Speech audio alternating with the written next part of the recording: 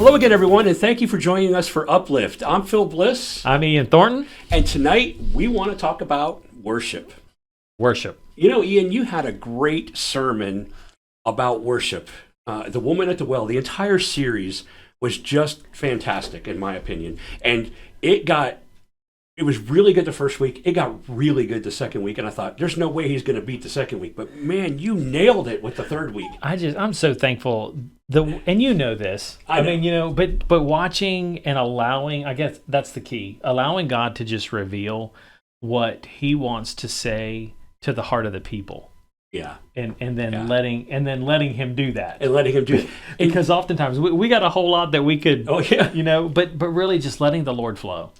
It was a great time of worship in the church. It was. And now people can take part of that in that worship outside of the church by watching it on YouTube or on Facebook or listening to it on Fulcrum Radio. Yeah, that's right. It'll be on there as well. That's right. But, let's talk about that, because I know for many, many years, I believed that worship was only on Sunday morning. I didn't quite grasp that concept of worship outside of the four walls of the church. Yeah. That you went to church on Sunday morning, you worshiped, and then you came home and you made it through the week, and then you came back for another dose of worship with the Lord, and you started over on Sunday. Right. But that really is not a great mindset, is it? No, I don't think it is either. And our backgrounds are similar, because I grew up the same, thinking that, I need to be at church on Sunday and take care of the things that I need to take care of with the Lord. Fix the things that I did all week long. Yes, right? I mean, there's so many of us have been there. Yeah. And it really, even in the teaching that we did through the Woman at the Well, to understand that our time of worship is that time of honoring the Lord and refreshing in him, and getting encouraged and built up to go handle, and through him, obviously, but to handle the rest of the week. Right. So it's a time of encouragement. It's a time of filling, but at the same time, it's a time of honoring. And I've thought about it too. If I couldn't sing or read or anything, what then would I give him? And honor him and to worship him and to be lost in who he is. And you find the only thing that you really have to give is your heart and your life. And the question is, so how does he want you to do that? Oh, that's good. And so it really, worship comes out of communication with him to go, okay, so God, so how do you want me to do this? So worship is more than just singing. It's more than going to church. Is. It's more than praying. It's just living your life for the Lord. It is. Two things that we did talk about was that that worship is a lifestyle. Mm-hmm. That's one, and the other is that worship is an occupation of the heart. Right. And you think about occupation, we can think about what we do for a living and all of that goes on there, and the amount of at points discipline that we put into our occupation, because there's days that we don't feel like going to work. Yes. There's days we don't feel like doing it. There are times that we don't want to do it a certain way. There's times that there's so many things that go through our minds as far as our occupation, our jobs. And we have to be disciplined to do that, because our jobs or our occupation is a benefit to our life. Absolutely. And so is worship. Yes, definitely, most definitely. And we want to be careful, though, I think, and tell me if you think I'm wrong, but we want to be careful not to say worship is not a job the way we understand the word job. Right. But at the same time, a job can be joyful. I mean, there are days when I look forward to going to work. So yeah, exactly. There still is a separation in our own minds, I guess, but I totally understand the concept you're presenting, in that when what you said, the benefit for your life, obviously you get a paycheck. Yeah. When you go to work. Right. But the benefit that you get from worshiping the Lord is far greater than any other benefit you can get in this world. It is, and it's and to say worship is an occupation of the heart. One, you can look at it as this is something that God desires. So it's something that we have to put our minds and our hearts to. It also occupies us, and there are days you're right. You see what I'm saying? So there are days that work and our job can so occupy us and so overtake us.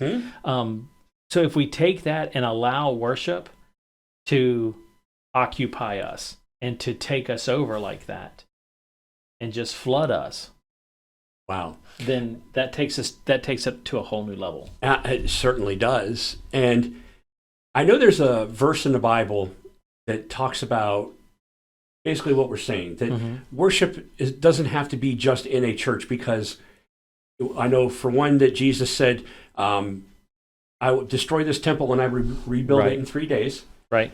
And then I know there's another one in the book of Acts. Yeah, Acts 17. Acts 17, yeah, okay. Acts 17. Let's see, verse 24. Okay. That's kind of where it starts. And we can read a couple of the verses to get a great context of what Paul's talking about here. So verse 24 says, God, who made the world and everything in it, is the Lord of the heaven and the earth, and does not live in temples built by hands. He is not served by human hands if he need anything, because he himself, I just messed that up. Oh, that's okay. That's okay. 25. And he is not served by human hands as if he needed anything, because he himself gives all men life and breath and everything else. From one man he made every nation of men, that they should inhabit the whole earth. And he determined at set times for them and the exact places that they should live.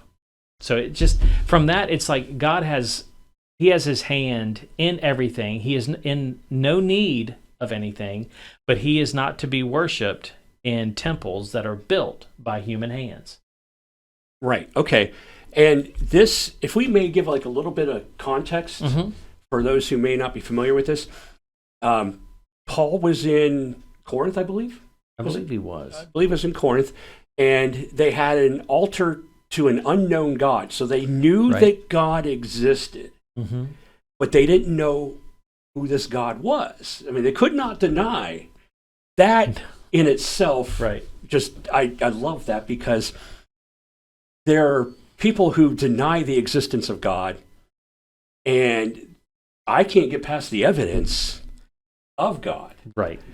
So obviously they could not get past the evidence of this God that they did not know. And so now Paul's coming to proclaim to them, this is the God that you don't know. So come to know him, and he's greater than the gods, lowercase g, that you have established with Zeus and Athena and all the others. Right. This is the God who created everything, and he doesn't get worshipped in the temples. Right. And they had plenty of temples. They had a temple for the sun. They had a temple for just about everything. Right. And there again, very similar to today. Exactly. There's a lot of temples around. There really is. And it's one of the things, too, that even people that are unchurched, they believe that for them to know God or experience God, and most certainly to worship God, that they need to be in a church. Yeah, they believe that. I'm glad you said that, because there was a time when I really started going to church regularly. Okay. And I was starting to feel comfortable going to church regularly. But in my mind, it was Sunday morning. You go to church, you sing, you pray, you listen to the sermon, and that's how you get right with God. Yeah. That was what my mindset was. Right. For many years. Right. And when I became a pastor, God said, we need to rethink this a little bit. He spent several years changing me so that I could help other people. That's right. That was my mindset, and a lot of people have that mindset. And worship is not religion, which I was living out religion Yeah. in my Yeah. life at that time. But worship is freely from the heart to the Father. Right. And that's why I think it's so interesting that Jesus met this woman at the well. Mm. And they talked about worship. Yes, And they talked did. about the worship that took place on Mount Gerizim Yeah. for the Samaritans, and they talked about the worship that took place in Jerusalem at the temple. And Jesus, he just said that there's going to come a time when it's at neither place.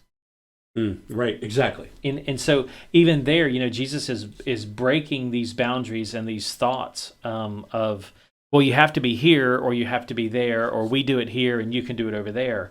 But it's worshiping God. And he goes on to say, true worshipers will worship in spirit And in truth. Right, and in truth. And right there, he's already shattering that mindset, the one that we're caught in today. Yeah. And we still are We really are. caught in it because, I was able to break out of it, but I know there are people, and possibly listening or watching right now, who may be saying, maybe I'm caught in this. Yeah. So what do we tell them? How do we help people come out of that mindset that they have of worship? And it may be really subtle, or it may be very pronounced, or maybe they feel that tug on their heart saying, I know something's not right, and now I'm listening to these two guys, and I know what this little tug is on my heart. Yeah. So what do we say to them to help them come out? Well, actually, Paul goes on in Acts Okay. 17. All right, and let's hear it. and the verse that really gives us the solution that we're talking about here is in verse 27. Mm-hmm. And it says that God did this, and what it's talking about is he made that men should inhabit the whole earth, and he determined exact times for them, Okay. meaning their boundaries, and the exact places where they should live. God did this, verse 27, so that men would seek him and reach out for him and find him, though he is not far from each one of us. Oh, wow, that's good. Seek him, find him.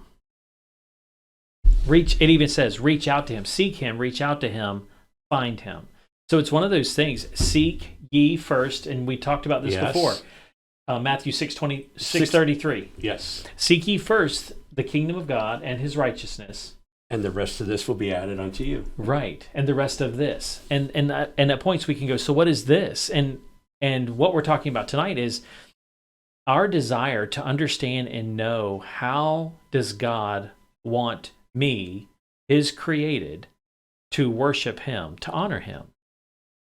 And that's a question for him.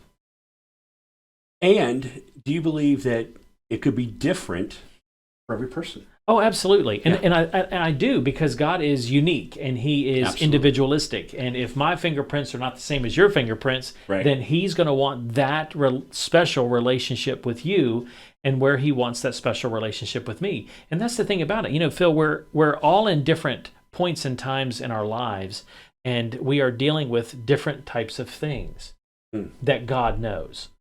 And so he wants to meet us where we are and draw us unto himself, so that he can answer our heart's questions and lead us into life everlasting and into the promises that he has for us and the abundant life that he talks about for us in John 10:10. Yeah. And so he's wanting that draw, but it's the seek him, reach out to him, and find him. And I do not remember the exact verse right now, and I know it's in Jeremiah, but he says, when you seek me, you will find me when you seek me with your whole heart. Yes. Jeremiah 29, I believe it I is. think it is. I'm not sure the exact verse, but Me either. Don't quote us. but anyway, but the point is, you will find me when you seek me with your whole heart. And Right. where we have gone wrong as a church, and I mean big C church, like Okay. in general, is we have come up with programs, we have come up with worship standards, we have come up with concepts which may work for a lot of people, Mm-hmm. but not everybody. Right. And it could be even from the traditional hymns to more contemporary Christian music. Mm-hmm. It can be a 20-minute sermon versus a 2-hour sermon. There's various things that we can interject into that. Right. And those work for some people. But the problem is for those that don't feel like they fit into any of those molds, they sometimes just give up. Right. But here's my point. Seek God first and let him work with you for what's best for you. Right. Right. There may be a church out there that is best for you. Mm-hmm. Or it may be listening to Fulcrum radio. It could be. It could be. Or it could be just a lot of self-reflection and time in prayer or reading the Bible. And it can be a combination of these things as well. It really can. It really can. And the important point is to seek God first and Yes. let him lead. And oftentimes people go, I don't know what that is. I don't know what that looks like. I don't know what that, that's never happened before.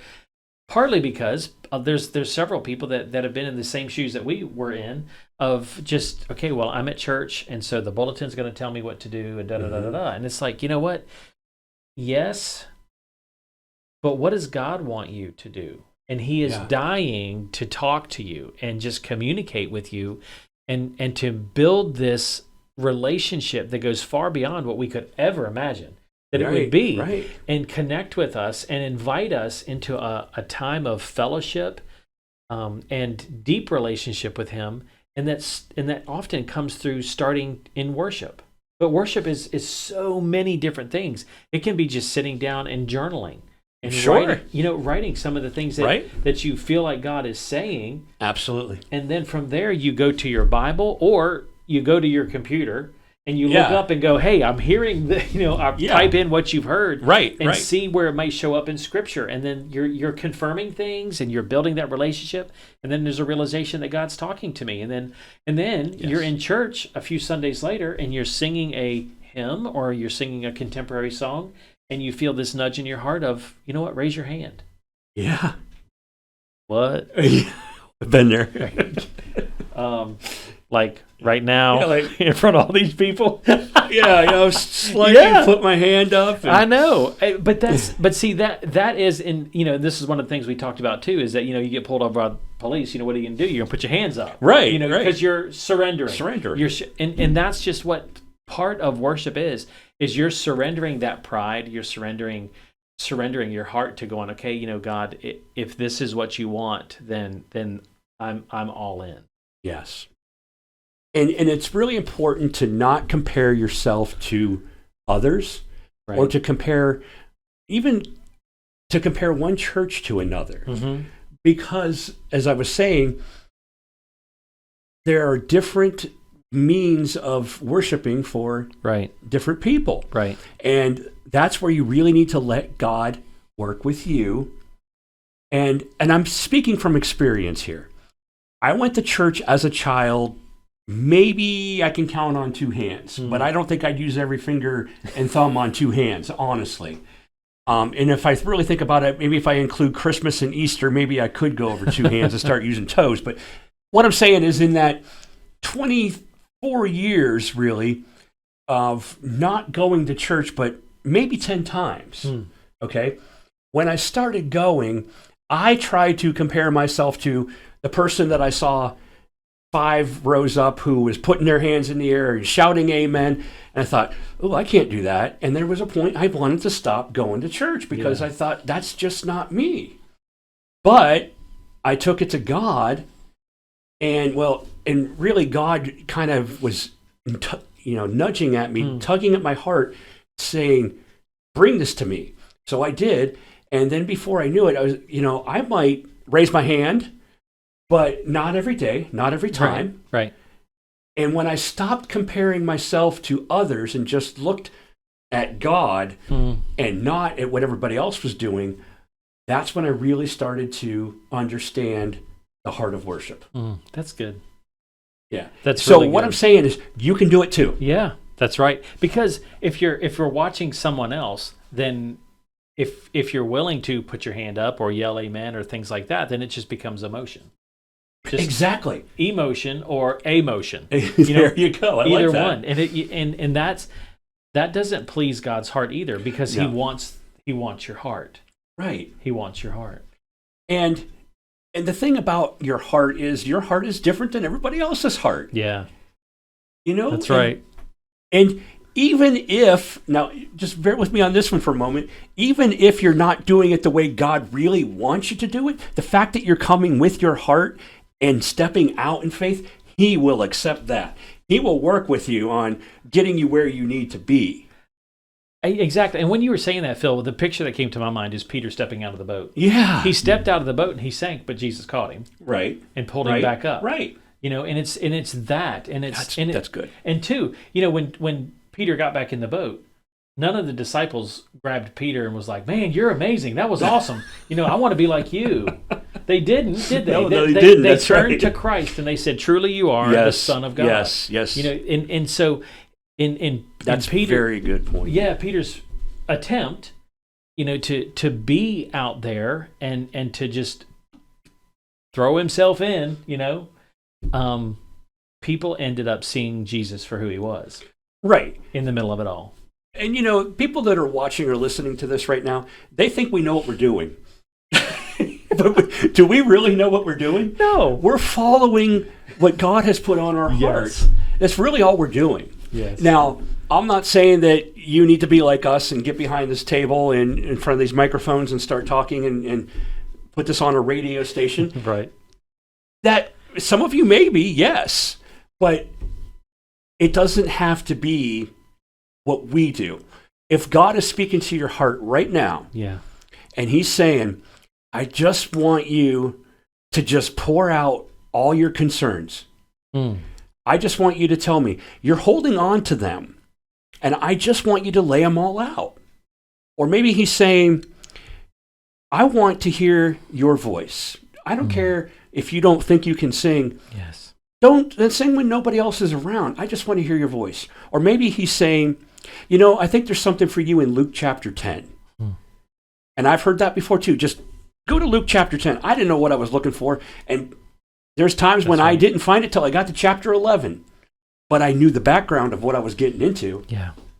That's right. And sometimes it'll jump right out at you. And seriously, one night, I opened up the Bible. I knew God was telling me, and I don't remember. It was in Luke. I don't remember what it was. And I read the first verse, and I went, wow. Yeah.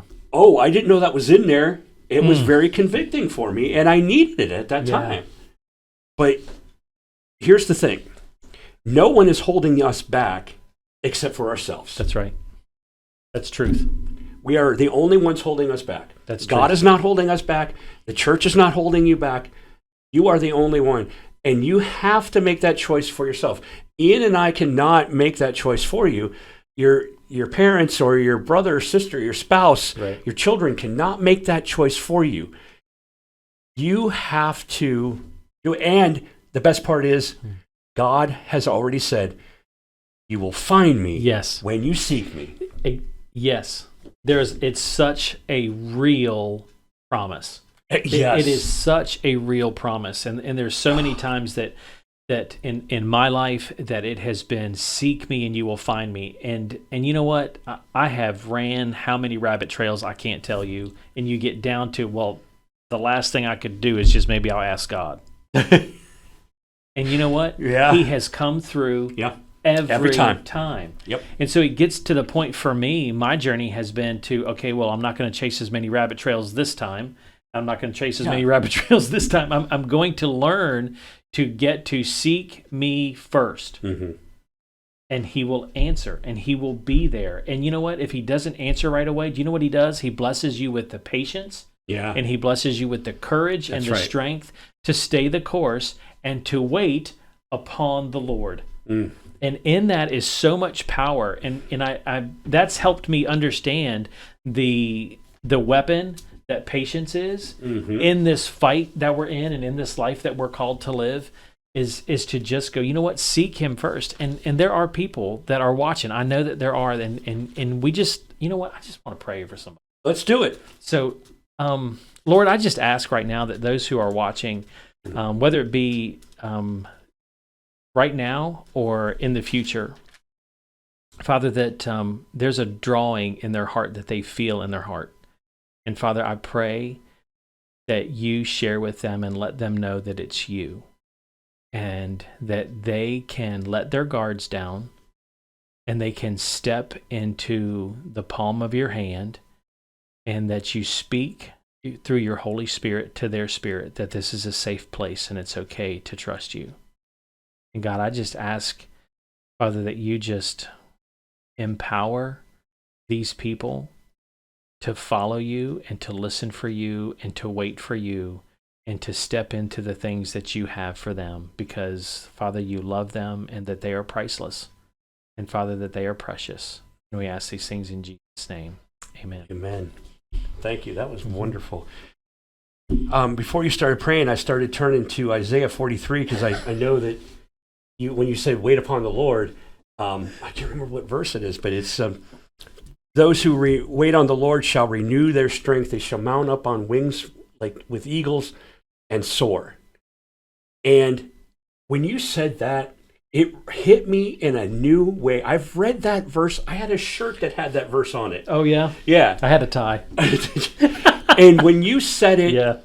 this is important, because when you said it, the Lord spoke to me and focused on the word strength. To wait on the Lord, to renew your strength. And it was something that I've just, read the Bible, I don't know how many times reading that verse, and didn't focus on the word strength, but it was something I needed at this moment. So that's what I'm saying is God does that. If you are open to Him and surrender to Him, He will speak these things to you. You'll hear somebody say something, whether it be in a church or on TV, or maybe a child says something to you. You see something on Facebook, and it's the Lord's going to use it, and He's going to speak to you. Yes. And then seeking it out. Yes. Well, I went to seek out Isaiah 43, and then that's worship in that moment. Yes. That's worship. Yes. Yes. Exactly. I That's awesome. I don't remember what it is now, but I know it's in there. And I'm not going to take a moment to read through it, but But it does. It's waiting renews your strength. yes. It doesn't seem to make sense, but it really does. Well, exactly. Because of the patience too. Exactly. It does. It doesn't make sense in our physical mind and in the physical world. Yeah. But that's not what we're about, and that's not who we are. That's true. That is so it's true. one of those things of just allow the gears in your mind to grind for a moment, but switch from our physical state to our spiritual being, and waiting upon the Lord will renew your strength. And that makes it does make sense, and it happens. It's a promise. And God's promises you can take to the bank. Absolutely. We are a body with a spirit in it, not a spirit in a body. The body has the Spirit of God in it. Yeah, that's right. Our own spirit and the Spirit of God within us. Amazing. I think that's a good place to stop tonight. What do you think? I do. I think so too. Yeah, I think we covered quite a bit. We did. Praise the Lord. Yes, and thank you for that prayer. And if you were the one, if you're willing, you don't have to do this, but if you're willing to let us know that prayer, I think that prayer was for me. And it could be more than one person. Let us know. Send us an email at prayer@fulcrumradio.org. Or if you have a prayer request that you would like us to pray over. Yes, please. prayer@fulcrumradio.org. That's wonderful. And also visit our websites, thefulcrumcenter.org, to find out more about how the Fulcrum Center helps people be and do what God has designed them to be and do. And also visit our website, thefulcrumradio.org. Yeah. And you can listen Tune on the us live. in. Listen. Tune us in. Tune us in. Listen on the Live 365 app. Yeah. Download it from the App Store, Google, or iPhone, whichever you have, and listen and search for Fulcrum Radio. When you do, you'll see the little F, the floating F with the gray background. You click on that. There's a little heart icon. You click on that heart icon, and it will always be there when you open up that app, and you can listen to Fulcrum Radio at any time. I know. It's awesome. Yep. It really is. All right. Well, thank you all for joining in tonight. You have anything more you want to add? I don't. All right. Thank you all for being here tonight. We'll see you again next week. Be blessed.